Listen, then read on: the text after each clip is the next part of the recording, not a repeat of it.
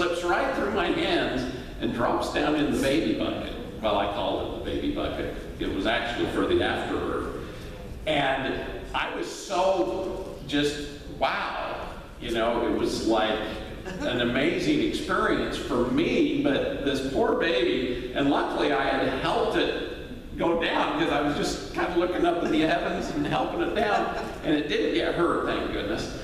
And the mother goes, "How's the baby?" And I said, "The baby's fine, it's in the baby bucket." And I lifted it up and I put it on the mom's belly, and you know, I just, it was quite an experience. That was my first delivery. Kind of crazy. Well, because I hadn't controlled it, she got what they call a 4th degree tear, which is right down through the rectal mucosa, and I had to take and sew this all up. Now, I'd read about it the night before, so I start sewing up the rectal tissue first, and then I put the rectal sphincter together, and then she starts feeling me doing things, so I have to give her some more anesthetic. By the time I got done, it took me an hour and a half to sew up this 4th degree tear. But I was being very careful, and later on she actually was okay. But let me tell you, that was my first experience, and the intern was like, "I haven't even sewed up a 4th degree tear." So it was, it was like we got thrown in as a medical student. And so I actually believe I was there to learn about life, to learn about what a lot of the people in the world are going through. I mean, St. Louis was my medical school was called St. Louis University Medical School. The acronym was slums. Well, we were working in the slums. And I learned about the poverty and the difficulties and the situations of people. And so it was a marvelous, marvelous experience, believe it or not. I mean, we were doctors as 3rd-year medical students, and we did all kinds of very interesting. I actually did my first C-section at the end of this 3rd-year rotation. The intern let me cut open this abdomen and then go through the fascia and get into the uterus. We delivered the baby, and I sewed it up. And, that's unheard of nowadays. They won't even let interns do C-sections as OBGYN residents right now. And they have to just watch 1,000 of them before they can even start doing them. So I was in an accelerated medical situation. It was like, literally being in a 3rd world country and taking care of people. It was quite amazing. And I came out of that with a gift of having compassion and love for people who don't have anything. And it made my whole career be full of compassion. So I know I was supposed to go to St. Louis U. Anyway, I did my internship there, and they closed City Hospital, and so I decided to, because I loved City Hospital, I decided to go to Phoenix, Arizona, because my wife wanted to move west and be closer to her family. And I ended up in a program at Good Samaritan Medical Center in Phoenix, Arizona. It's now known as Banner Medical Center. But it was the toughest OBGYN program in the country. It was even ranked higher than Harvard because we had to all get our testing higher in the 90th percentile. If we got lower than the 90th percentile, we got kicked out of the program. And our chairman had been a spy during World War II and knew 14 different languages. He thought everybody should be as smart as he was. And so he expected a lot out of us. And I was very well trained because of St. Louis. And I did very well in this program, and because of my photographic memory, I was able to score in the 90th percentile, which was good. And so anyway, I started practicing down in Phoenix. And I was making freaking good money. I mean, I was making $700,000 after taxes a year. And it was just incredible, but my wife was really unhappy and she wanted to move back to Utah. And so I didn't want to move because, boy, I was making more money than I'd made in my entire life, and I was happy. I was delivering babies, I was doing surgery, I was a laparoscopic specialist. And just before we moved, I started getting really bad back pain and headaches. And I had a really itchy mole on my right shoulder. I went in and had it biopsied. It turned out to be malignant melanoma. And it had a little seed going down through the biopsy, and it went down far enough they wanted to do a second biopsy. So they did a second biopsy and went down really deep in my back, and they found this went clear down to this other tumor. And so the radiologist looked at me and he said, Scott, you know, and he was one of my friends, he said, Scott, we better throw you in the MRI. They just barely bought a brand new MRI machine. It was one of the first in Arizona. It was the first MRI in Arizona. And they took and looked, and he came out of there with, he just looked like he'd seen a ghost. He said, Scott, we need to do your head too. So they put me back in the machine and they did an MRI on my head. And there were 3 tumors on my head, 3 on my spine, and it was directly attached to this malignant melanoma, so they figured it was malignant melanoma. They tested the malignant melanoma against chemotherapy, radiation, and those kind of things, and I'd actually been exposed in St. Louis to a lethal dose of radiation, which probably helped cause the melanoma. That's a whole other story I'm not going to go into. But anyway, they said, if we operate, you'll probably be paralyzed. You may not be the same because the tumors on your brain, getting those out will take a lot of removal. We'll almost have to remove part of the pons, part of the hippocampus. You know, it was right in the real important centers. And they said it will probably kill you. And so they said, go home. You'll be alive for a couple more months. Just get your house in order. You know, that's it. That's all they could offer me. And so I went home that night and I prayed. And I said, okay, God, I know I'm supposed to live and do something. Please help me. And that night I heard in my mind the words, Hulda Clark, Hulda Clark, Hulda Clark. And I was like, who's Hulda Clark? So I went to work the next day, and my desk usually had a whole bunch of charts on it. And right in the middle of my desk, all the charts were gone. And right in the middle of my desk was an article by Dr. Hulda Clark out of Chicago, Illinois, who was a microbiologist. And the article talked about how parasites, fungus, virus, toxins, and radiation cause cancer. And so at the end of the article was her name and number. I dialed up the phone number, and she answered the phone. And the next hour and a half, I told her about what was going on with me, and she taught me how to cure my cancer. She says, oh, it's simple. Just get rid of one of the vectors. And if I was you, I'd get rid of all of them. So I said, yeah, I'm going to get rid of all of them. So I started doing parasite cleansing. With parasites, they lay eggs. So you cycle.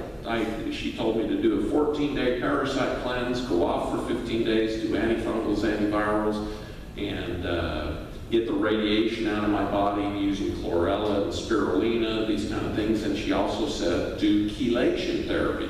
So in Mesa, Arizona, there was actually a naturopathic school, and I would go to the school and they would chelate me. And I would chelate twice a week, and I did chelation for about almost a year. And so I did over 100 chelations. And it made me feel great. The tumors were gone within 2 months, and I lost 40 pounds. I actually lost the 40 pounds in the first 2 months. And the women in my practice were like, Dr. Werner, how are you losing weight? And I was like, well, I'm doing this chelation, I'm doing parasite cleansing, and all these things. Well, we want to do that, And so a lot of my practice was not only obstetrics, but I had a lot of gynecologic patients, and I did laparoscopy. I was an expert laparoscopist. And so I'd go in and I'd diagnose what was going on in their belly and in their uterus and different areas. I'd diagnose them, and then I'd schedule surgery to go fix whatever it was.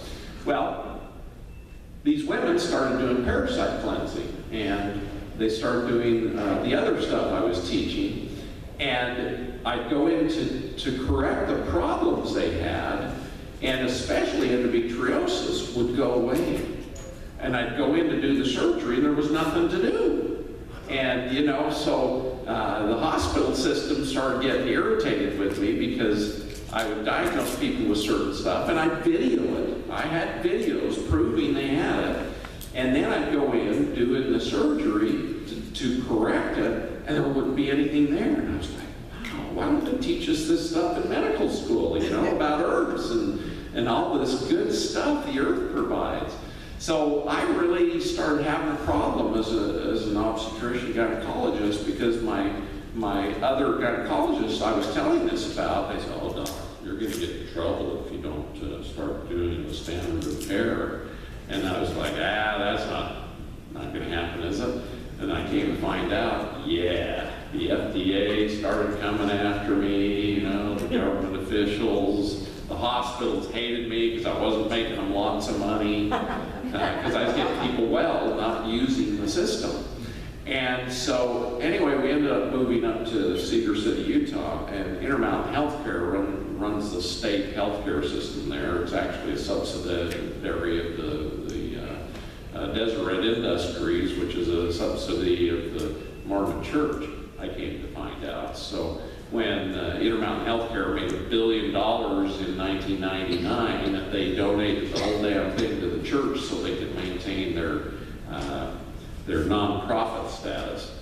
And so, quite interesting, some of the stuff I found out. And IHC hated me. They thought they were bringing in this great OB-GYN, and OBs make about $40 million for a hospital per year. I happen to only make them about $200,000 doing a few lab tests. And so they hated me because I wasn't making the money. So they called up and got the FDA coming after me too. And I ended up being at first it was just a lawsuit. And I ended up suing IHC, but they had so many lawyers, I didn't have enough money that I could win, but they had enough. We came to kind of a draw, and they said, as long as you quit your hospital privileges, we'll let you continue doing what you're doing, but we won't let you bring anybody into the hospital anymore. And so I made that agreement with them. And then I kept practicing, and then, unbeknownst to me, they still were watching me very closely and were singing, the investigators would come in and try and catch me, with saying something or doing something, saying we were curing anything and all this stuff. It was quite interesting, quite a battle, and it went on for years. And finally, the FDA came with their marshals, and they forced everybody out of my office. They went in and ransacked the whole office, took all the charts and computers, and literally, I had no rights whatsoever. I mean, they just do whatever they wanted, and I tried to fight them, but they have, unlimited monies. And I was very limited, especially when I moved back to Utah. In fact, I came to find out that my ex-wife was thinking I was hiding money because we had so much money down in Arizona. And when I moved to Utah and started doing alternative, we were making, maybe $70,000 a year. That's 10 times less than what I was making down there. So she hired an attorney, and they tried seeing if I was putting stuff in offshore accounts or doing something illegal, laundering money. You know, I mean, it was quite interesting. And I had another visit from Jesus, which was quite interesting. He, you know, being a good Mormon, I'd been married in the temple. You pray to God that your companion will be a better person up in heaven. And anyway, Jesus said, you need to get divorced, and this and this and this is going to happen to you. And it's okay, because I will be with you, and I will help you. So anyway, I went through all of this stuff, and it was teaching me a lot of things. Number one, it taught me that, you know, we have to be very careful in our lives to make the best choices. We can't at any time allow our mind to deviate from choosing the best choices. And if we choose the best choices and stay close to God, and you know, here in the United States, we've got 52% of the people now don't even believe in God. And it's because they've lost their connection. Because of all the fluoride and chlorine, it affects the pineal pituitary gland, and they don't have that connection anymore. And so they don't believe in God because they have no connection. And luckily, those of us who have done chelation, who have done things to help keep our bodies healthier, we have more of a connection. So it's important that we do these things and choose the right things to do. And so, anyway, it was quite interesting. I ended up going to, I was down, I had to move out of Cedar City because they tainted my reputation so bad. The hospital was spreading all kinds of lies about me and stuff about when the feds hit my office, that I had to close it down. Literally, they confiscated all the money I'd ever made, and I had some property up on the mountain that had a grove of trees where I could take people and they could hear angels singing. And my plans were to build a healing center around this grove of trees, because it was amazing. Everybody who went in there and heard these angels singing, they were healed of certain things when they went in this grove. It was like a vortex. Quite an interesting place. That even has an interesting story. The lady who sold that to me, her son had autism, and I helped heal her son from autism, and so she was so happy. She literally gave me the property for like $150,000, and it was worth $3.5 million because it had 2 coal mines, a silver mine, and a gold mine on it. So it was worth a lot of money, and I figured I'd, you know, take out a loan with the equity of these mines and such, and build a healing center. And so that's what I was starting to do, and that's when I found, I actually divorced my first wife, and I was asking God for help, and they sent me Vicki. And Vicki is my current wife, and she has, you know, when you ask God for somebody and they send you somebody, they're exactly who they are. And Vicki has been so much help to me. And she was starting to help me build this healing center, and that's when the feds hit me and took everything. They took the land, they took everything. It was amazing how they just, it was gone. And I couldn't recuperate it. I tried, and they took so much that I didn't have enough money to even hire a lawyer, because the lawyers wanted, you know, $100,000 up front at this level. Wow. And I didn't have it. I didn't have anything, because they took it all. So, you know, they made it very difficult to even fight it. So we moved down to St. George, Utah, and I started practicing there. And one day I was practicing. I had 10 people hooked up to chelation therapy. I was seeing people, healing people, and these 8 marshals came in with their guns. They shackled me and put me in handcuffs and threw me in the back of a van. And the ride there was very interesting. They were very rude, and they treated me like a common criminal. And they put me in jail after jail after jail. So my family didn't even know where I was. But that journey taught me